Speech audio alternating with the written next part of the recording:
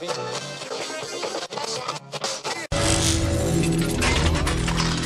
Check Radio.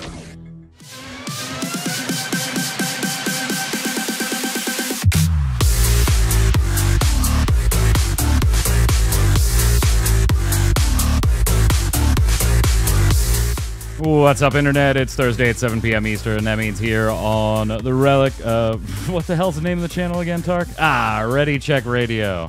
That's what it is. That means here on Ready Check Radio, it's time for the Relic Grind, our Final Fantasy XIV / Square Enix podcast, all things Square Enix. I'm your host, Mike Byrne, a.k.a. Magic Man. As always, this is episode 135. Good Lord. Oh, man. 135. So, yeah, good number. Good number. If you're watching live here, hanging out with us at twitch.tv/ReadyCheckRadio, thank you so much. Make sure you chime in with your thoughts as we go along. Those of you watching on YouTube, listening on Audible, Spotify, all those fun platforms, make sure you give it a like, a subscribe, a thumbs up, turn on those notifications. Most importantly, tell a friend. If you like what we do here, head on over to ReadyCheckRadio.com, check out the backlog of all episodes, and hit up all the socials. Put them all in one place for you. Made it real easy. You know, this newfangled internet crap, just put it all on a website. People know where it is. Joining me to go over the very limited Final Fantasy XIV news this week, obviously, people still working their way through Dawntrail, Mr. Chris Montoya, a.k.a. Tarkoth. What's up, Tark? Man, if they're still working on it, like, get your act together and get it done. Let's go. I have had one of the most up and down weeks you can possibly imagine it. From a blown radiator to scratching my cornea to seeing ISIS wiped off the map of one of my favorite games, and I don't know, Final Fantasy finally coming to PC. It's been quite a week. Yeah, I mean, we should probably get you a bubble wrap outfit at this point to just walk around in. Safe, yeah. Keep you nice and safe. And beekeeper outfit or something. Yeah, little beekeepers. My little plushie friends are back, though. Yay! They'll protect me from now on. Well, you haven't seen him yet, but you probably already heard the accent, and you're like, well, wait a minute. That is not Flynn, who also has an accent, but he's got the Welsh thing going. We're going to forego a little Welsh and talk to my friend Steve D from the YYT Yuna Young Team over across the pond. How are you, my friend? Thank you so much. I'm a big fan. Oh, thank you so much. I really appreciate it. It's a unique honor to be invited onto something like this. I'm good, thank you. Yeah, I'm coming out of a long slump of unemployment just now, and so I feel like nothing in the world can really bring me down, and I'm devoting the last of my sort of free weeks of not having a 9-to-5 job as a millstone around my neck and doing a whole lot of deck science. So I feel like I've not been quite as active on the YouTube channel as I usually am in the sort of early weeks of a new TCG set coming out, but that's mostly because I've been jamming an absolute ton of games for physical FFTCG. I found out today that an event I'm going to next week is going to be a 2-deck format, not a 1-deck format, and that's great. 1 week away, finding that out. You ever have one of those recurring dreams or nightmares or something where you're back in school and you realize, oh, I've got an exam and I've not studied at all, or something like that? It's how I suddenly feel. Is my life's work is now meaningless. That I need to find another deck that complements it. So. Obviously, most people watching this probably know who Steve D is, but just in case you don't, go to YouTube, search up Yuna Young Team.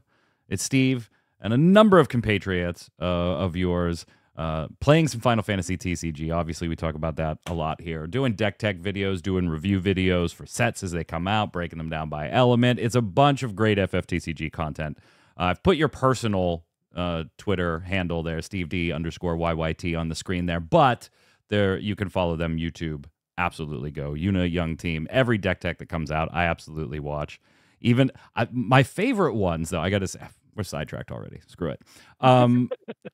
My favorite ones I'm going to say are not the ones where I'm like, oh, that's a neat take on a deck that I wasn't thinking of. My favorite ones, Steve, are the ones where I'm like, I'm messing with something. I got it cooking. I've got the ideas. I've made some changes. I've put it through its paces. And then inevitably 2 days later, Yuna Young Team, whoosh, this deck. And I'm like, son of a bitch, Steve, you're not supposed to advertise what I'm working on here. But it again, yeah. But then I have to go and see. It's like, oh, you know what? Those damn 3 cards that he says, yeah, they're probably better. He's got good rationale for it. Son of a bitch, I'll change him out. Those are my favorite ones to watch, is the ones on something I'm working with. But great content. We're going to get to some FFTCG in particular in a minute. We're going to talk about the competitive season now that it's kind of just about done in most parts of the world. We're finishing up here in North America with our final Materia Cup in Raleigh, North Carolina this weekend.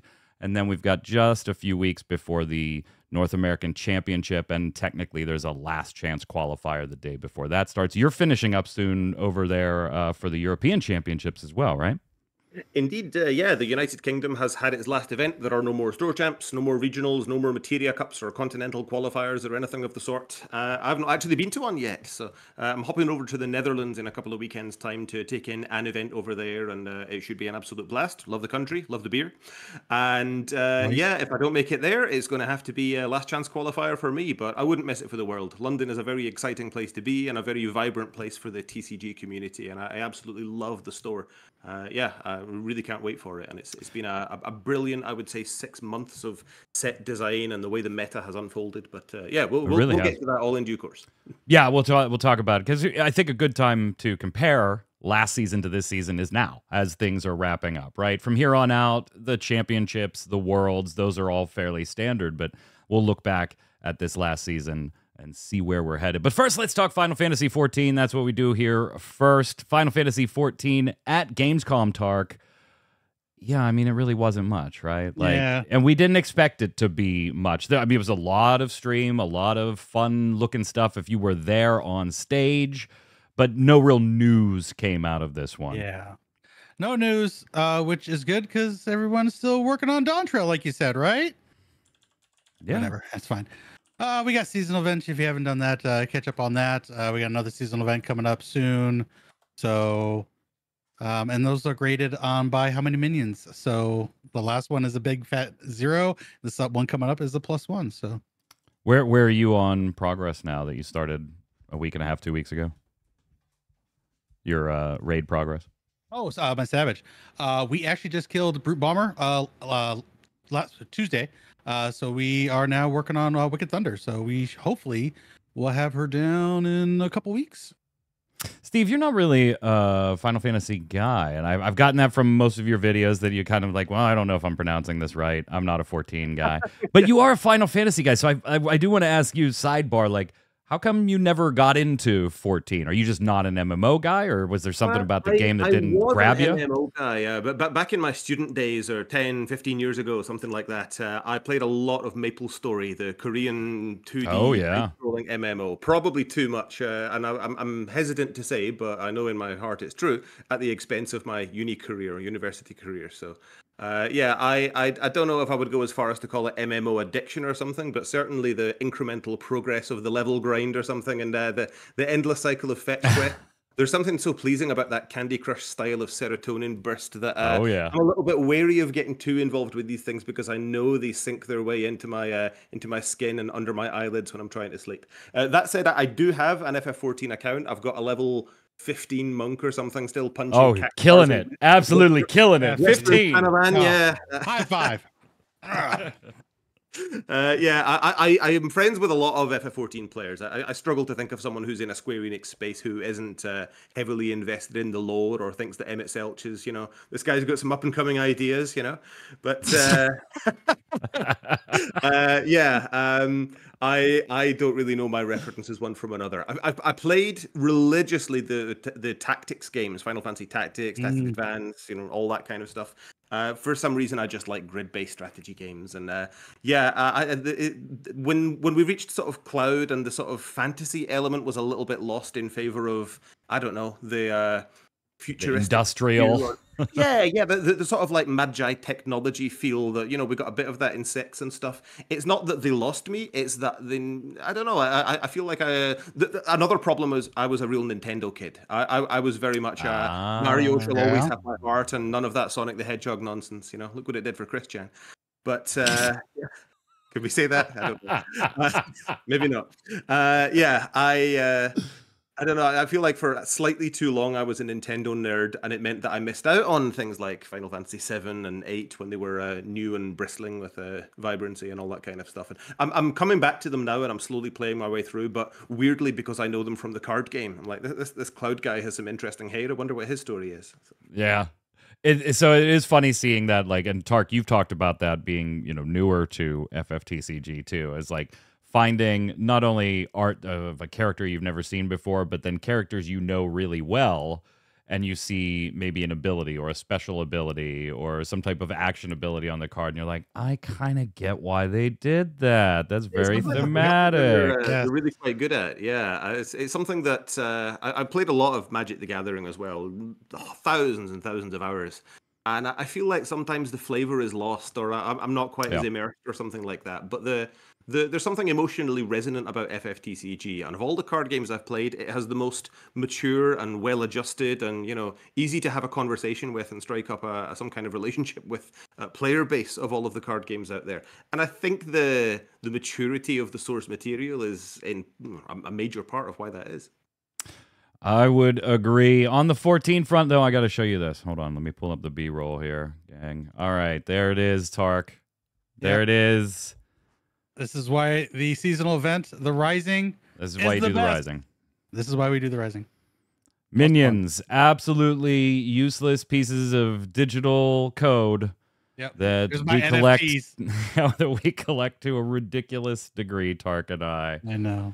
Don't care what we counting. Yeah, don't care what we clears. Give me a minion that'll follow my useless character around, and I am a happy man. I do love Kryl and the Pictomancer gear. We don't have a card of this one yet. My spoiler this season was actually the Kryl XIV backup, and I was very disappointed to see that it did not have the new Picto costume on her yet. So hopefully a future Kryl 14 will have the Pictomancer. The minion looks fantastic. This kicks off in the Rising, which starts on August 27th. So you got 5 days. Hopefully the Rising, Tark, will be a little better than it was last year. Last year's was kind of disappointing. It was a little disappointing. They did have that extra thing, though, right? With a little bit. So a little side quest that you could still do. It's still there. But yeah, the Rising event, I guess the last couple of years have been kind of dry, very to the point, and big thank you for playing 14, and we love you and keep staying with us. We haven't had any big juicy droplets like the developers room way back when in the day.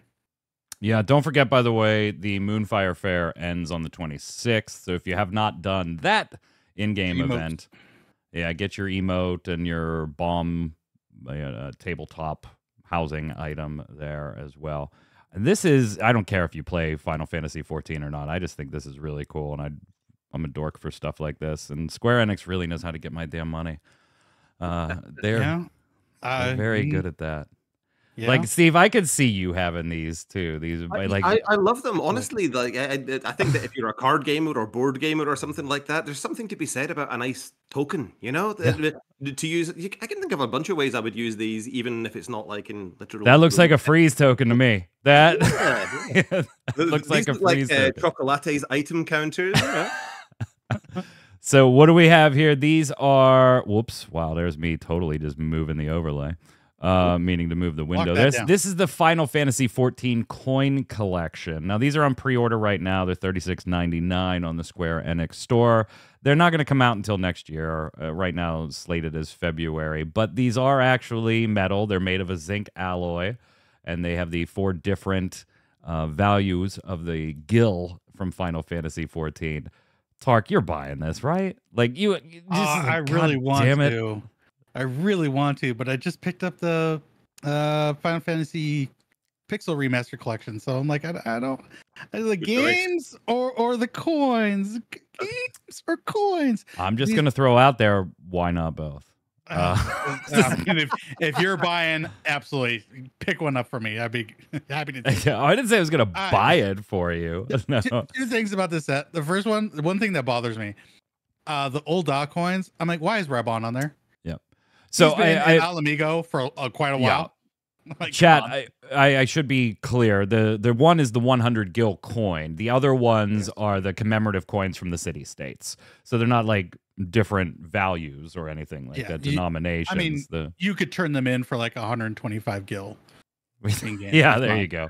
There you go. I literally just spotted that. Yeah, you've got Canisena and stuff on there. The reference was lost on me there until you pointed out. I just thought, ooh, shiny metal, you know? Yep, they you got Limsa. Shiny metal now and then, you know? You got Limsa Uldan Gridania for Foundation Day, and then you have the 100 gil coin. Absolutely buying this stupid thing. The Gridania one I find to be completely awesome. It doesn't have that perfect circle or, edge, measured edges. It's got that rolled penny kind of feel and look to it that I'm really kind of digging. So yeah, it's got that kind of like, it absolutely was created by a hammer in like the Greek or Roman era of nothing's perfectly round. The chat saying the same thing, feels Roman. Yeah, it absolutely does. I love it. I'm not even a coin collector guy, but you got me, Square. Son of a bitch. They also there's something else. I didn't put it in the show notes, but it's just coming to the top of my head that there's something else that they just said was on sale or pre-order too. What the hell was it? Oh, the Dawntrail original soundtrack. That is coming on sale October 30th. Again, remember, these are the Blu-ray discs. They don't do the soundtracks via CD. I don't care. It doesn't matter to me, but I know Tark, that's kind of like... And Tark, you have to buy this one, right? No. It's the minion that comes with it is Wind Up Zero. Oh, my God. I really want it, but... I mean, that is your 14 waifu. I know. It's that's so hard. Again, if you buy the soundtrack for me, that'd be great. Get the hell out of here. They're like $50 a piece. Or just, slip me the code. You buy it for yourself and just slip me the code. I'll buy it for myself, but the minion code's going to cost you $100. Oh my God. Real business talk here. I mean, my wife already tries to throw me out every time I order the newest one of these because 99 times out of 100, I don't even throw the disc in. I just put the minion code in. You put it in your case in the back, right? Yeah, you didn't have to send me this stupid piece of plastic with a lot of thought and music and art put into it. Just put the minion on MogStation for $20. I'll give you $20 there. Just send me a code for some ones and zeros. That's all I really wanted. Anyway, get your coins. Yeah, Square Enix getting your money. We've already talked about they're not really getting the money from the games very well right now. But that merch department, it's making up a little bit. Speaking of merch, let's slide over and talk about some Final Fantasy TCG, because that is the category that this stupid game belongs to. Miscellaneous merch. In their P&L. It's miscellaneous merch. Despite how we may feel about it. Steve, you had something there? I didn't want to cut you off there. No, not at all. I'm just kind of grimacing at miscellaneous merch. I feel like I've devoted a lot of years of my life to this. It's a funny classification to make. Yeah. It's a really, really exciting time. I would say it's a weird sort of time for FFTCG. I don't think there's ever been more of an impact felt by a set that wasn't expressly introducing new mechanics or something like that. The first 2 or so weeks of Opus 23, I'm like, wow, this is insane, I think a common criticism of FFTCG is that they are kind of safe mechanically some of the time. A lot of the time, it feels like a relatively complicated game of sealed magic or something like that. You're playing creatures, you're hitting your opponent with them, you're doing the occasional combat trick or something, but whether you're playing an aggro deck or a tempo deck or a control deck or mid-range deck, whatever it happens to be, the style or speed you're trying to play, your win condition is the same. You're hitting your opponent and you're playing the same sort of economic system to get there. And I love it, to be honest. I love it because I feel like I've never once ever bricked in a game of FFTCG. I can always play a compelling game of the cards that I have orchestrated into a deck. But this set, I feel, has changed that. And we've got 2 really dominant, very powerful decks that flip the resource system completely on its head. Yep. At long last, we finally have a full-on graveyard deck where the intention is mill yourself as fast as possible and follow the process of triggered abilities, and things will happen and your opponent will die on turn 2 or turn 3 unless they've got very specific, kind of niche forms of interaction. And the very few windows that those are actually effective. Yeah, that's it's the thing. Really easy for your opponent to pop a Mist Dragon against the Chaos deck at the wrong time and still get punished because of it. Yeah, that's the thing. That there are so many little subtle windows, and a lot of the time you can be fooled into thinking it's just a really simple deck that goes, "I have chaos, play chaos, chaos special, mill to win," blah, blah, blah, and your deck just pilots itself. But really, there's a lot of opportunities for you to exercise skill and your own agency as a pilot, and like making it look like you're done for the turn, and then your opponent goes to Mist Dragon, but oh, you'd got one more chaos special for after that. And it's actually a really intricate and exciting deck. I've actually had some really cool games against it and with it. But I love playing with it because it feels totally weird. But that is nothing compared to, and it ties in nicely with the FF14 stuff. And I've got a copy here. I've been using this like a desk toy for the past few days. The Hythlodius deck. The Hythlodius deck is something insane entirely. Hythlodius and Emmett, best buddies forever. I don't know what the lore is. Perhaps someone can enlighten me. And there's a lot of lore there to talk about why they're best buddies. How long have you got? Play the game. It's another astonishing, really different way of playing the game. Yeah. You know, your opponent's trying to hit you 7 times and kill you, and you're trying to solve a Rubik's Cube before they do that. You know, it's really, really different, you know, and I love how fast it is, how diverse it is, how many cool characters and colors you get to play in the deck. It's just amazing that a set that didn't introduce deliberately any new mechanics. And last set we got limit breaks, limit break, yeah, and all that kind of stuff. It's which on its own was great. You know, I feel like it was relatively quick to solve the format. I think that the limit break Tidus from Final Fantasy X just had slightly less restrictions than all of the other limit break cards. You know, you must be playing a mono fire deck, and it must be playing 5 backups, whatever, to use Montleonis. That's not the case for Tidus. You know, I feel like Opus 22, it was kind of obvious from a very early point what the good decks would be, and I feel like most of those decks played water. I don't have that feeling about this set. I think it's a really great time to start the TCG or get back into the TCG and make your mark on some really weird and unexplored and uncharted territory as far as decks go. And I'm here for it. I love it. So I'm gonna throw this at you then, because that is, let's say that's a minority opinion, right? We've seen, I don't know if you've seen content by some of the other FFTCG cats out there. Besides you and myself, there are more. There are more. But, you know, Ghoul did a video specifically looking at these 2 decks. He ended up redoing the video because the first one he thought was a bit too negative on those particular cards and combinations and decks. We've seen feedback on the Facebook groups and some of these other groups calling for these to be banned almost as fast as we saw our light and dark friends back in Stern Leonis era get banned. Yeah. I mean, even then they lasted they lasted 1 full set, and they were like, you know, we need to be really, really sure here. I think Stern was a whole bucket of problems. I think that Chaos and Hythlodius are not as bad and not as centralizing as that. I'll unpick them one at a time.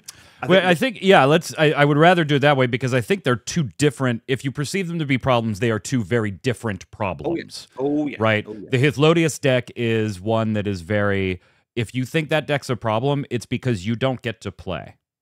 Like, if that deck is allowed to do what it does and gets relatively lucky on its flips on the Regis play, it doesn't have to get like balls crazy Christmas land lucky. It's just you've got to have a pilot that realizes, I didn't get the ideal flip, but I can get into the ideal flip on the second try. I just got to get a little crazy to get there. Yeah, if you have a good pilot that can do that, it does take away the other player's ability to effectively even play the game, which is kind of the key argument on that one. My deck tech talk that I did, it was the very first one I did this set because I knew that people would want to hear about this and hear some opinions, and if nothing else, see the deck goldfished in action.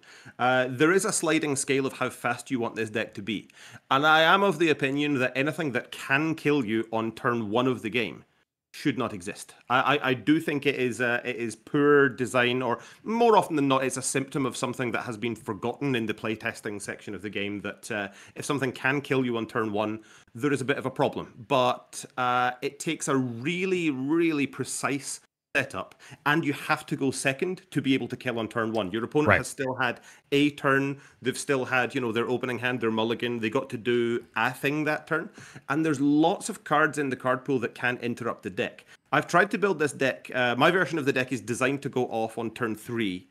sometimes as early as turn 2 if you open really, really well. And it's trying to put a little bit of protection, a little bit of card filtration in there, thin the deck out a little bit. And it means that you can play around things a little bit more, but also your opponent has a little bit more time to respond to you. And it's actually created some of the most interesting and interactive games, and they are surgically precise. Like, if you make one misplay, or if you egregiously discard something, or Amaterasu at the wrong time, or forget that I pulled out a Cleone or something like that, it's a really strong test of interaction early on. And sure, sometimes there are games where your opponent just didn't have that interaction, but I feel like that's always been the case. And I feel like for the last year and a half of FFTCG, turn 3 is the turn you've got to do something impactful on, as every single deck in the game, you know? Like, Mono Wind can Luso 7 cast as early as turn 1, but usually by turn 3, you know? And if not by turn 3, they'll have 4 backups and they'll Zidane steal 2 of your cards and you're behind in the resource war. The 4-color decks will have their 4 rainbow backups and be ready to go Warrior of Light or Refia or whatever it is, also on turn 3, you know? I feel like a deck that is designed to kill you on turn 3 isn't really that different from a deck that is so far ahead on economy that you will never win on turn 3. It's just that you're not actually dying from it until you're not taking the final damage until you still get a couple 8 of draws. Yeah, there is the illusion that you are still playing a game when you're playing against a value deck. Yeah, you know, there's a puppeteer pulling the strings or something, and you're like, wow, maybe I can hit an EX Burst. What EX Burst is going to undo Zidane taking your 3 best cards and Refia giving your opponent 16 spare extra CP, and you lost 3 of your forwards for no extra cost? It's like, no deck can beat that. But it just doesn't look like you're dead yet. And I think that, like, being economically dead is a very different thing from being actually dead. You know, you've only got to look at, I'm not going to mention a country. I feel like that's how we get this blacklisted or something. But yeah, I was going to get a little bit too real there with my metaverse. Being economically US dead. of A. You said it, not me. There's a lot of decks like that, I think, in FFTCG. I feel like the tier 1 decks, if you want to get all card gamey for a second, they've kind of been like that for a while, you know? But having a deck that can literally kill you on turn 1 is a little bit of a different beast. And I do wonder how intentionally certain things were tested. I'm sure the whole Fujin, Raijin, mill you for 10, those cards are in L3 and L6 together, and I'm sure that's where the main focus of card design is still, you know, by Hobby Japan, whatever. They're going to look at more recent cards. It's why things like Guido got to slip through the net 10 sets after it finally became a problem. But yeah, there's little things like Gilgamesh FFBE. I'm not sure how much that was ever intended to be a serious card, and now all of a sudden, it's these weird little ripple repercussions that keep me so entranced by card games, and particularly FFTCG, because I think it's just such an alien experience to have a super proactive, super linear deck that can do these really scary things that your deck can't emulate. You know, if you are playing Mono Fire mid-range or something cute like that, or I'm really into my flans. I love my flan tribal decks and stuff like that. You need to play in a very precise, very specific way. You need to mulligan perfectly acceptable fine hands in fair matchups. If you have even the faintest hint that you are against one of these unfair decks, you need to behave differently. And that's all fine and well once you're in top cut and you can see your opponent's deck list and behave or react in certain ways before the game has begun.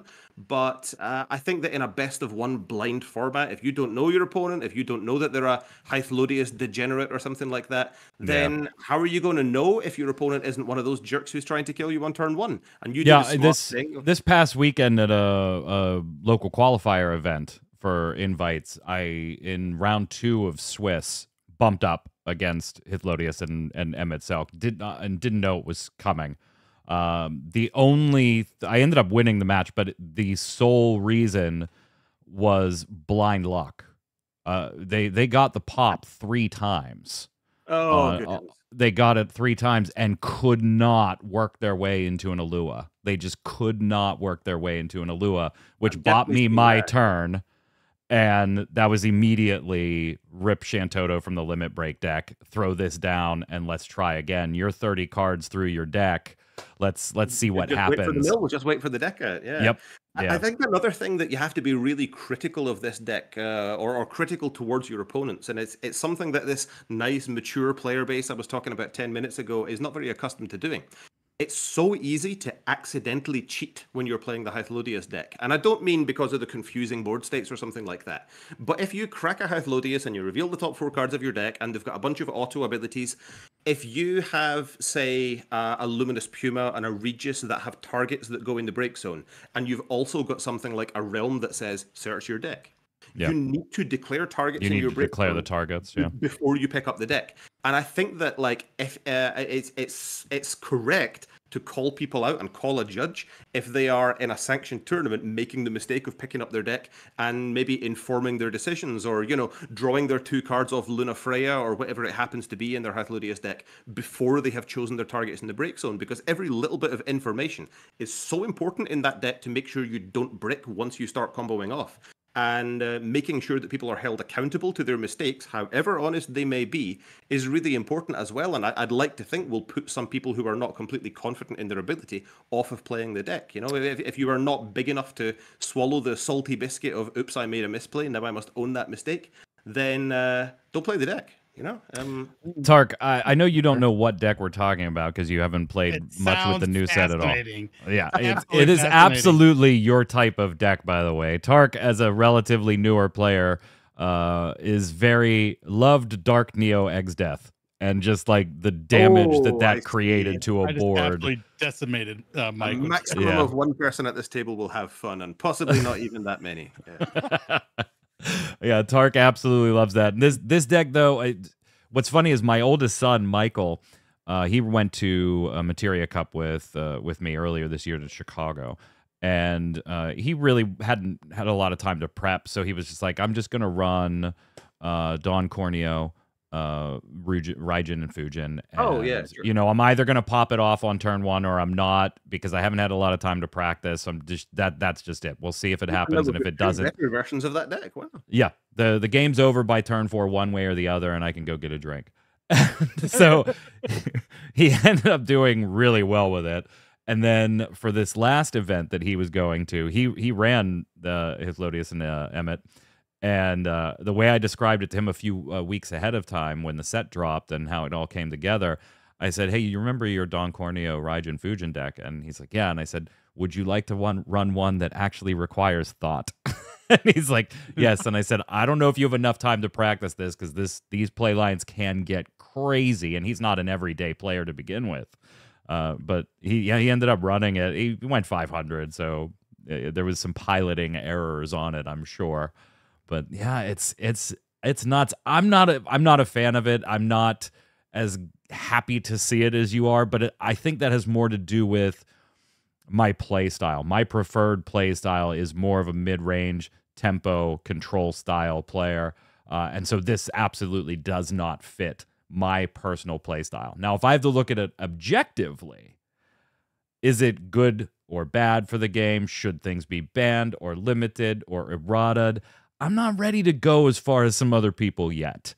Is it aggravating right now when you get slapped with it on turn 2 or turn 3 because you were in Swiss and you didn't see it coming? Yes, it's infuriating and you want to flip the table. You feel like you didn't even get to play the game the way you know it's always been played. But I also don't think I want to play a game the same way for 50, 60 years. I want the things to change and evolve, even if they're not in my favor at a given point in time for my particular playstyle. A really good example of that is the Scions of the Seventh Dawn card that was printed in the sort of matte promo box recently. It's not an amazing card. It's got the horrible thing of being a light card and a named card and a no special. There's no incentive and a whole load of unincentives to run it in multiples in a deck. Nevertheless, that has very quickly become like the most requested card on my YouTube comments and stuff like that. Please, can you show us how to build around this card? And I'm like, I don't know. I'm trying to embrace my inner child or something and say, yeah, you know what? I understand the fun you were trying to have here. Here's how you can make that fun as competitive as it can be. And then I'm also kind of thinking, would I feel comfortable recommending this deck to a brand new player or something? And I think that's the internet friend I'm trying to be. Is anything that I'm putting out on the YouTube channel, I honestly think could top cut a major event, you know, and I have faith in my designs, certainly in the last couple of years or something like that. I feel like the memes have been ironed out a little bit, and maybe I shouldn't. I don't know. Maybe that's the kind of stuff people want, you know. I've tried to be anti-clickbait for far too long, you know. I'm now in my Temu arc. To Cal in chat saying, dumb guy question here. Why would a card or a deck created by the company that makes the game be banned? Wouldn't it be a legit card? Being a legit card, make it okay to use by default? So, yes, usually it's unintended. Usually it's an unintended consequence of a card they made 2 or 3 years ago that doesn't see a lot of competitive play in any real format. And so they do, you know, they can't sit there and test with all thousands and thousands of cards that have come out since the dawn of the game. And it's usually an unintended consequence of a new card interacting with an old card. That's the most common issue and why you see a ban card. There's hardly any bans that don't fit that model. I think just about every ban there's ever been has been something that was either an okay card or an acceptable power level of card, but then some things are just overtuned. They cost a little bit too little, and you know, in practice they're either too good at making every game homogenize and turn out the same every single time, or they are simply too good at winning and, you know, create lopsided matchups and stuff on a polarized field where there are less viable decks. So yeah. To put it into MMO terms here, Tark, when an MMO game gives you the most streamlined process to the end goal, then nobody does anything besides take the streamlined process, right? If dungeons give you the same rewards as PvP, which gives you the same rewards as delves, which gives you the same rewards as daily quests, but you can finish your daily quests in 5 minutes and all the other versions take 15 to 20 minutes, you're just going to do the daily quests to get the reward. And so when, wouldn't that fall under the them's the breaks category? No, because for the long-term health of the game, Takal, the company behind it, in this case Hobby Japan, Square Enix, but all card games have bans or erratas or limitation lists for the same exact reason. When you create a shortcut like that, that creates a deck or a situation that allows something to be overpowered, too cheap, and able to dominate the typical builds in the game, then just like in those MMOs taking the daily quests, your competitive scene starts shifting wildly to that one broken mechanic to a too heavy a degree that the rest of your competitive environment really doesn't matter. And they certainly don't want that situation. Yeah. Fair enough. Can't All play right. Black Lotus. Yeah. Give me my Lotus. Yeah, GTC YMRU actually did a why cards are banned video on YouTube that I would check out if you just generally don't know the topic of banning cards or limiting them in card games. But yeah, you give people a shortcut, they're going to take it. And when too many people take it, then everybody's taking the shortcut and your game is stagnant and people stop playing or going to competitive events. And as a producer, you don't want that. I mean, that's why in 14 you get balance changes, you know. Pixel was just balls crazy damage. And, you know, you got to adjust some things so that, you know, things are in line and it's not just everybody playing Picto and that's it. Hey, speaking of the competitive season, last season was the first full season that we had after the previous season's cancellation due to COVID. Well, I guess I should say 2 years prior to that. But yes, last year was the first full competitive season. Now we've had this competitive season, and I don't know about you on your side of the pond there, Steve, but on our side, vastly different experiences over the 2 seasons, last season and this. Last season was 20 local qualifiers. Those are the individual store championship type events for those of you that play other games that use that phraseology. And then we had, I think it was 7 or 8 Materia Cups. Those are bigger, more regional-esque competitive environments for those of you that use that terminology. This year, that increased to 60. So threefold increase on the store championship side here in NA, across Canada, Puerto Rico, and the United States. Materia Cup stayed the same, but we did get the addition of the last chance qualifier, something that was missing before Nationals last year. And then the national event prizing has also increased compared to last year as far as some of the goodies that are going out and who gets those certain goodies. all in all, from a top level, I don't think you can look at this season versus last season and say it was anything but better. But that doesn't mean it's been without its flaws, too, Steve. Distinctly so, yeah. I know that in the UK there was a kind of a... Culturally, it's a weird kind of a thing. There's a lot of really good players in London. And I know that the London events are really well attended by people in London, but folks who are outside of the sort of London bubble are like, oh, why even bother going down there? We'll just get beaten up. I know a lot of people are like that. You know, would you walk into a room with Alex Hancock or something in it and think, right, you know what, my unrefined meme deck is going to go 4-1. It's you might walk in, but you already don't like your odds.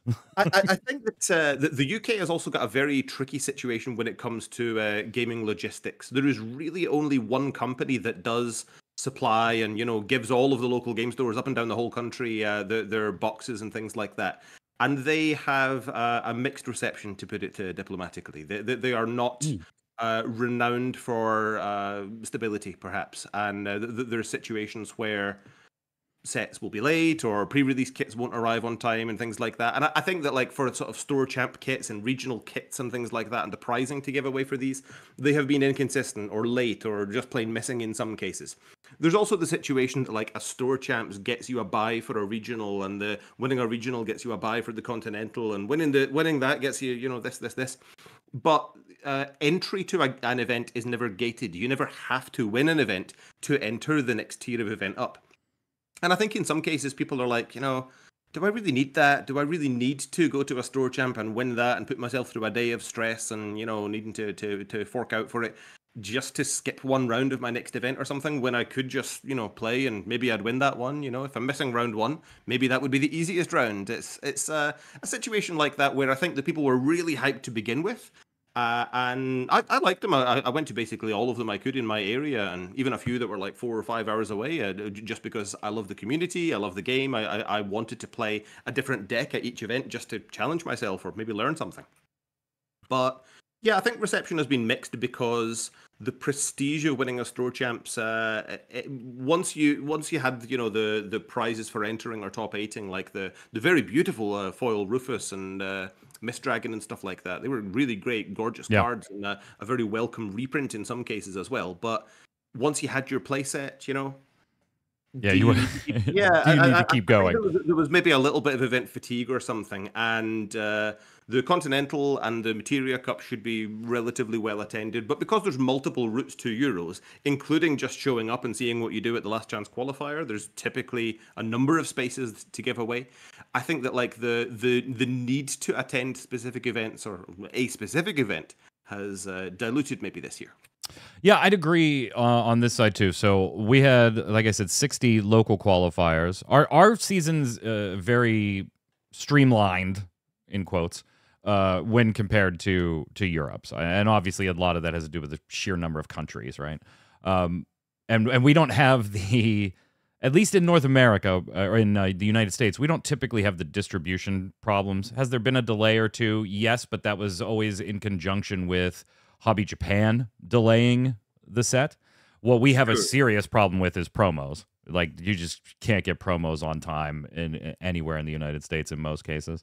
But Canada, my friends in Canada, it is brutal up there. They just were hosting an event where they were supposed to have Opus 23 be a legal set, but they didn't get any of the product in a reasonable amount of time to let anybody in Canada actually have playtesting time with the set. So they had to, an event that should have been Opus 23 legal, they had to make Opus 22 legal, just in the spirit of fair play. Like, Canada has it so, somebody from Canada, Shady Sheepy in chat, thank you for the sub, by the way. They have such a rough time with getting just the product, let alone the promo materials and things like that. Do I have fatigue? Yeah, I think I do. I think I don't, like, I'm ready for the season to be kind of over too. Our last chance qualifier, at least as of right now, has, I think, 7 spots up for grabs in it.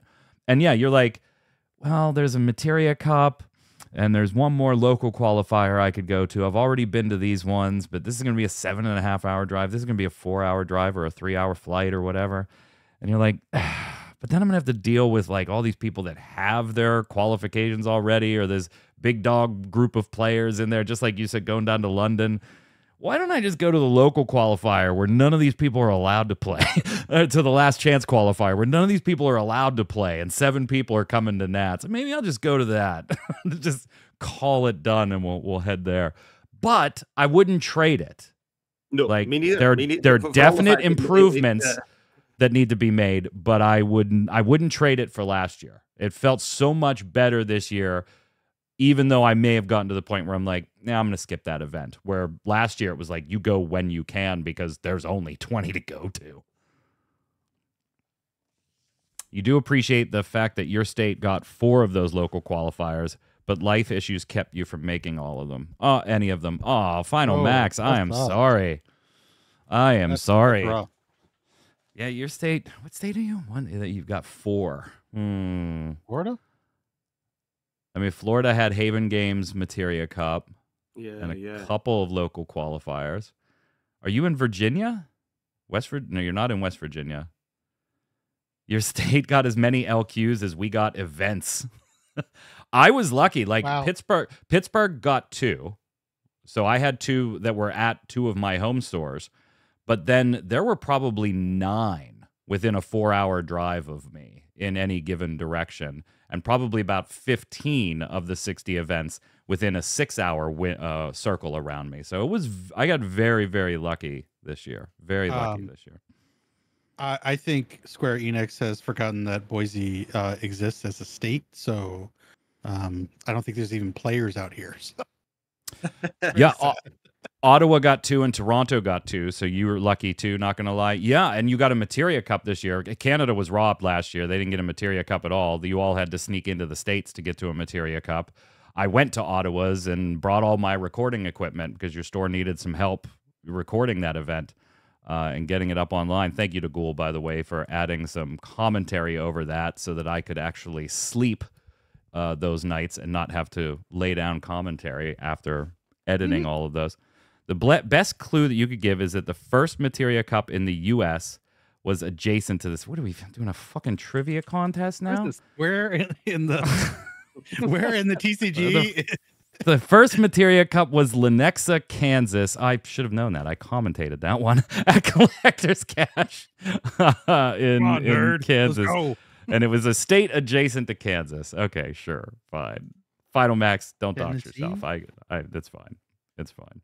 What's your favorite card in the set? We'll close on that one, and then we'll finish off these last couple of pieces and call it a day. Favorite card in the new set, Steve? What do you got?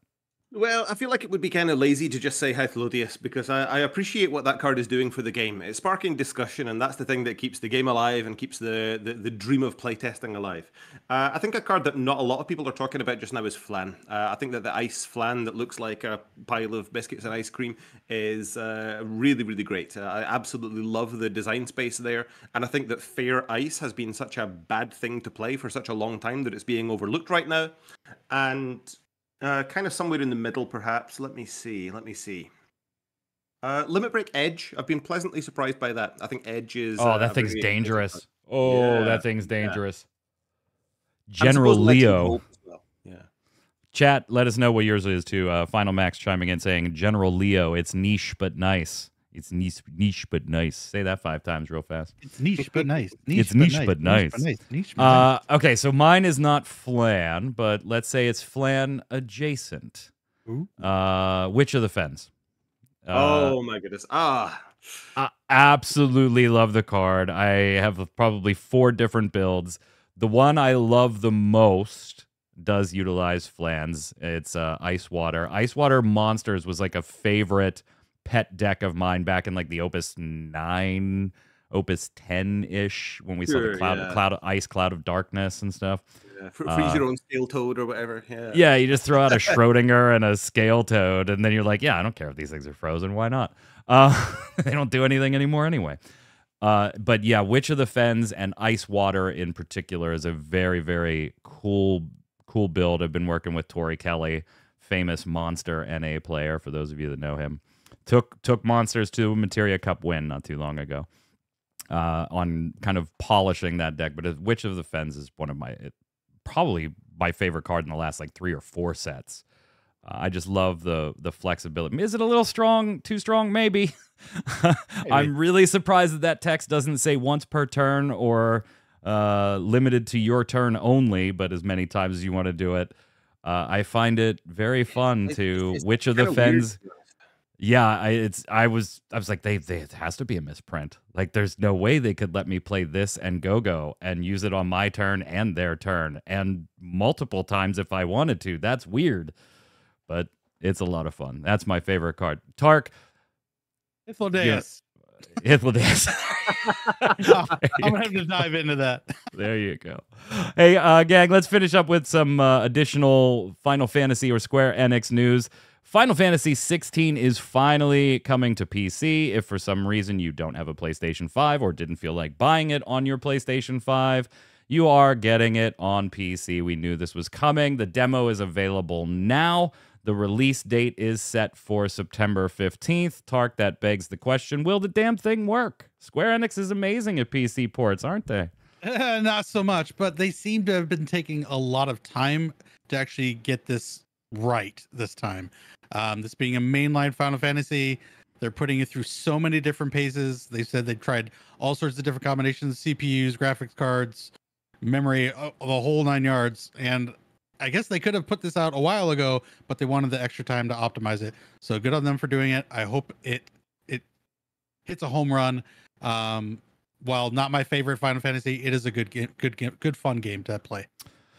Yeah, director Hiroshi Takai, in a number of different interviews, this one over at Windows Central, on this exact portion of the topic that Tark was bringing up, testing it on everything, says one of the reasons why it took such a long time for us to port 16 to Windows this time around was the need to optimize performance for a huge range of different combinations of components. It's almost as if there are as many PC setups as there are PC gamers nowadays.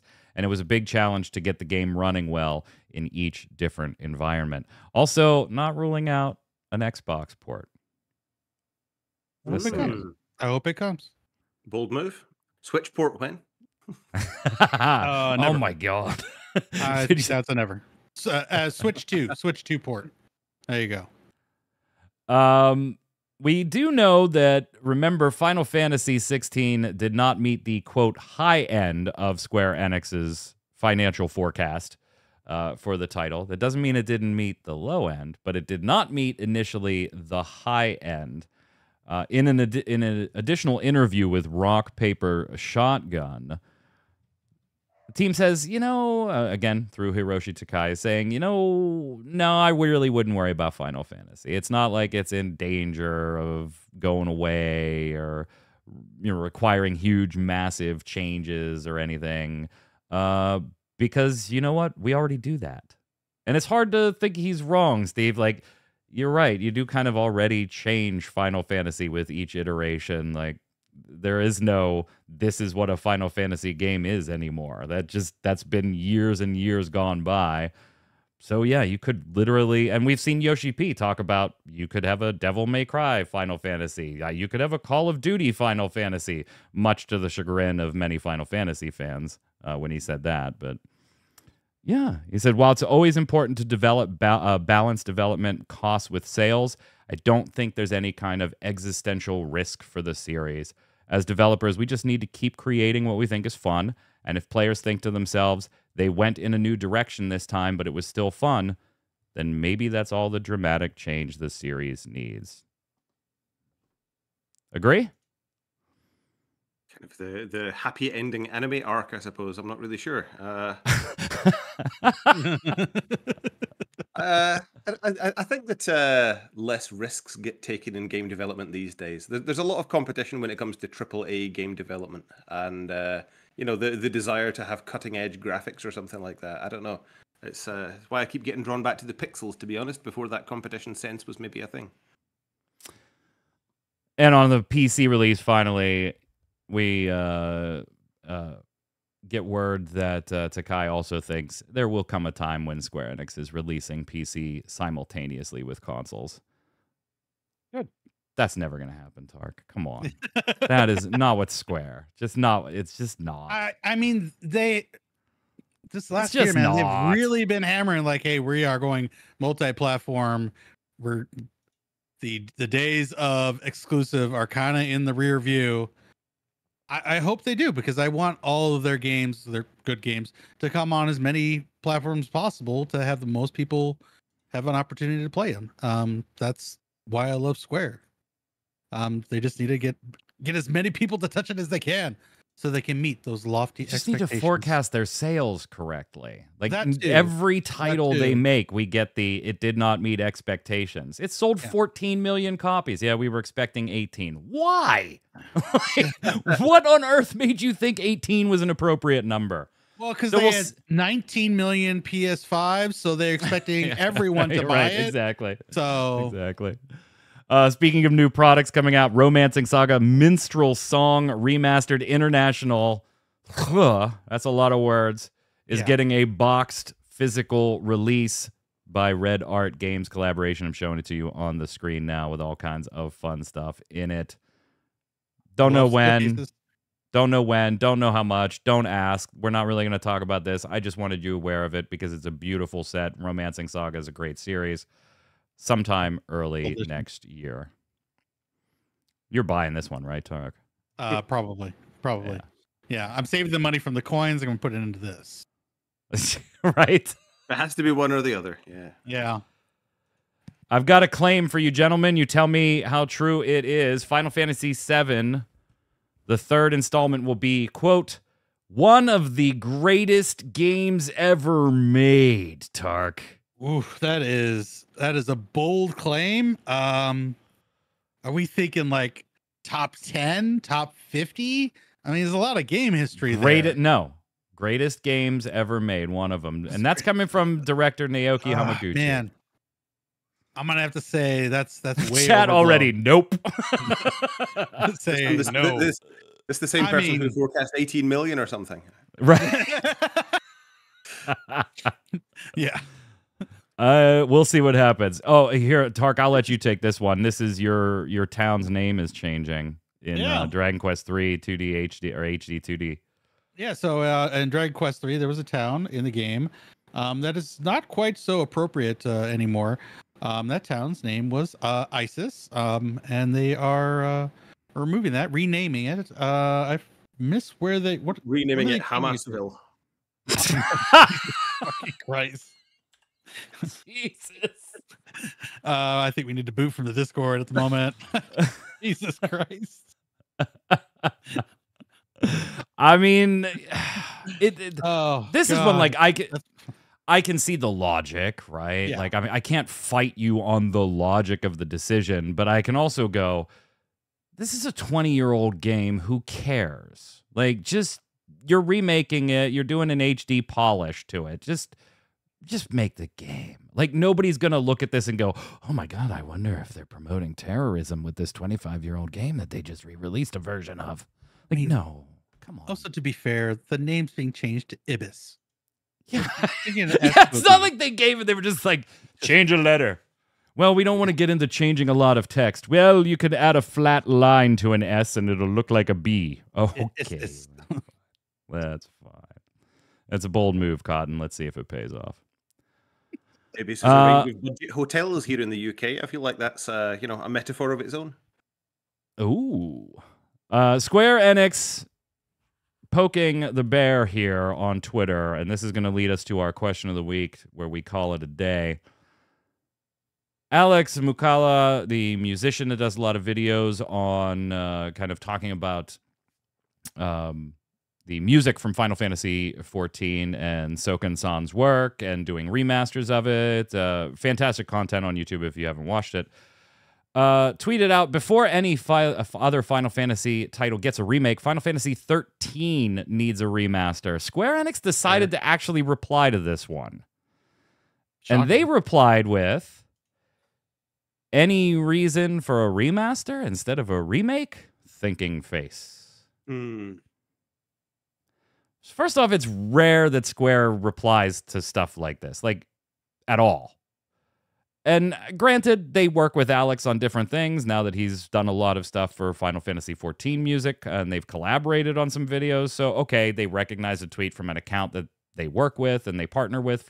But this is still a weird reply, Tark, if you don't intend to actually do a remaster of Final Fantasy XIII at some point, right? The internet's not crazy on this one, thinking that Square might have just teased something. Yeah, because there was no there.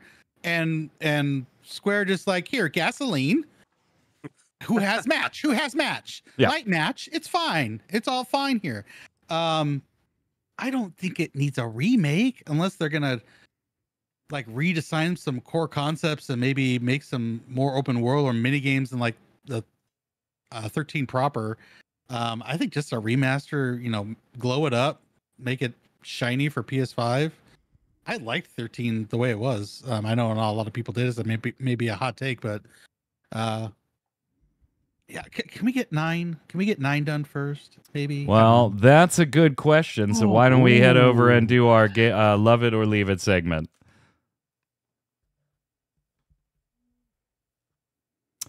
Love it or leave it is the way we end every episode of the Relic Grind here. It's where I give the host something Square Enix related. Could be a game, a feature in a game, something they've done or said, or something even tangentially related to Square Enix, because I'll pick whatever the hell I want. It's my damn show. And if you don't like it, submit your own in the comments below. The hosts have to tell me whether they like it, love it, want more of it, or leave it. Set it aside. No fence sitting here. You got to make a clear and distinct, sure I'm down, no I'm not down. And I'm going to put this into a two-parter, so very quickly, Tark. Are you down with a Final Fantasy XIII remake? In a bubble, by itself, no other factors. Love it or leave it, a Final Fantasy XIII remake, Tark. 13 remake. That's a keyword there. Remake. Remake. I'm going to leave it. I'm going to leave it. I think it needs a remaster, not a remake. What do you think there, Steve? I'm in the same boat, really. You know, I think that the rate at which new content is coming out, and I feel like that's what draws, you know, new cards into FFTCG, new players into franchise. I feel like a new number, new characters, new stories are gonna sell better or allure people in, and I think that preying on nostalgia for the wrong reasons is the wrong thing to do. I'm going to leave this one, too, in a bubble. I don't want them spending money on this. Like, I would rather them spend money on other things. And maybe that's breaking the bubble I just said that you had to have around this. But even if I just didn't care financially what they did, I still think I would leave this one just because 13 was so lukewarm at best for me. But now, I feel like I know the answer to both of these across the board for all three of us. If we left it in a bubble, then all three of us are definitely going to leave it, I would imagine, in a bubble where I say, okay, a 13 remake, but it comes out before a Final Fantasy IX remake. I mean, we left it by itself, Tark, so this one's got to be a leave it as well, huh? Absolutely leave it. Now, give me 9 first. Like, we've been waiting for this since the NVIDIA leak. We're like, oh my God, it's amazing. Yep. And then we got 14 doing, you know, 9-ish, you know, kind of storytelling. So, like, it's coming, right? Announcement soon? Maybe. TCG? Steve, you're going to leave this one too, right? I'm going to leave this one too. I bet. I think you played 9, right? 9's got to be like the one for you where you were like, hey, we're going back to the crystal stuff and the stuff, the fantasy stuff really that I liked. 9. And it's sorry, I keep going on about TCG stuff, but I feel like 9 has been chronically underrepresented in the TCG. Unless your name's Zidane.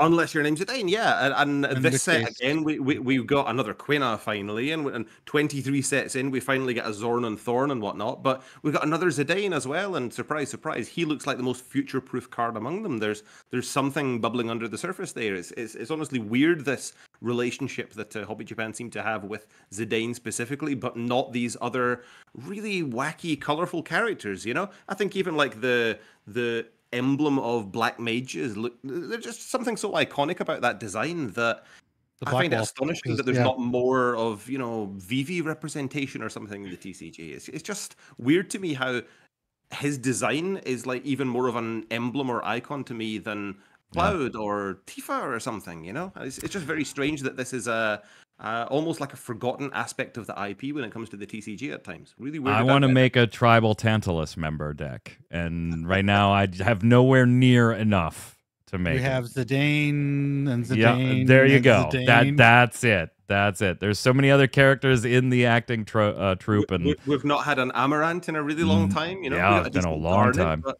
where's our good Yeah. Steiners? You know, where's I our know. Beatrix? That's not a random limit break common. You know. That's going to do it for the show here today, chat. Thank you so much for hanging out. Let us know in the comments below whether you like it, love it, or leave it on our Final Fantasy XIII remake question.